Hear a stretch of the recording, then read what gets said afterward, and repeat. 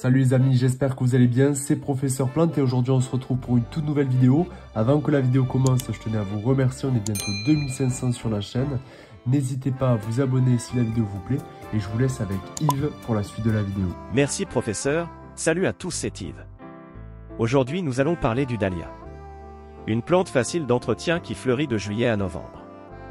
Il existe un très grand nombre de variétés aux formes et hauteurs différentes et aux coloris variés. Il se cultive ainsi en pleine terre comme en bac. Son nom latin dahlia, comme son nom commun. Il fait partie de la famille des astéracées. Bien planter un dahlia est important car cette étape conditionne la bonne croissance et la floraison de votre plante. Planter les bulbes de dahlia, c'est la technique de plantation la plus courante, la plus simple et la plus rapide pour avoir de belles fleurs de dahlia. Le tubercule, bulbe, du dahlia se plante idéalement en avril et mai, après tout risque de gelée. Le dahlia aime les sols plutôt riches et bien drainés. Plantez-les à une profondeur de 10 cm environ, en respectant un espacement de 80 à 100 cm entre chaque tubercule, car le dahlia a besoin de soleil et aime être à son aise. La pousse doit être dirigée vers le haut. Si vous pensez que votre terre est pauvre, n'hésitez pas à enrichir la terre à la plantation avec un amendement organique ou du compost. Le semis de dahlia est tout à fait possible mais cette technique réclame un certain savoir-faire réservé aux initiés. En semis, préférez un semis en terrine dès le mois de mars, repiquez en avril et mettez en terre au mois de mai. La multiplication par division des tubercules des dahlias se fait au printemps. Au niveau de l'entretien du dahlia.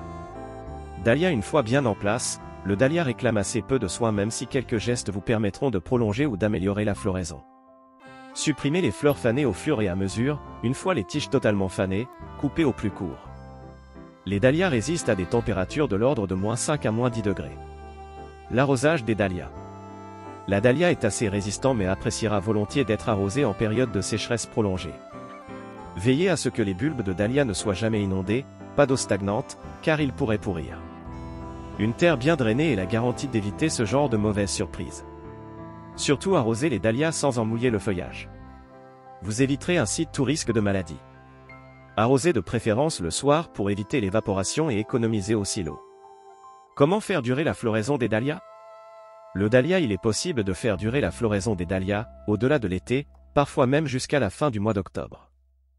Apportez de l'engrais pour plantes fleuries une fois par semaine jusqu'à la fin de la floraison.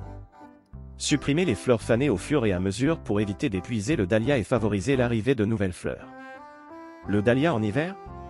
Si le dahlia peut être laissé en place en hiver dans les régions aux hivers doux, il ne résiste pas aux fortes gelées. Si vous habitez une région où il fait fréquemment plus de -5 degrés, il faut à tout prix rentrer les bulbes avant les premières gelées. Pour la conservation dahlia hiver. Attendez que le feuillage soit totalement fané et coupé à 10 cm du sol. Arrachez les rhizomes et faites-les sécher. Nettoyez-les à l'aide d'une brosse. Conservez-les au frais, au sec et à l'abri de la lumière. Replantez-les après tout risque de gel, au printemps.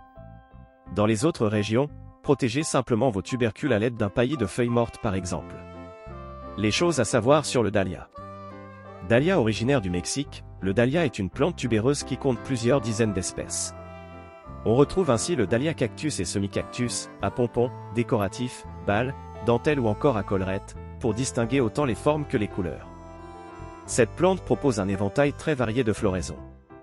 Montée d'une longue tige dressée, elle donne naissance à de jolies fleurs aux multiples couleurs. Très bon choix de plante, si vous en voulez dans votre jardin ou balcon et très mellifère. Merci beaucoup d'avoir regardé la vidéo. N'hésitez pas à mettre un commentaire si vous avez des questions ou nous suivre sur notre page Instagram. Moi je vous dis à demain pour une prochaine vidéo. Bye bye.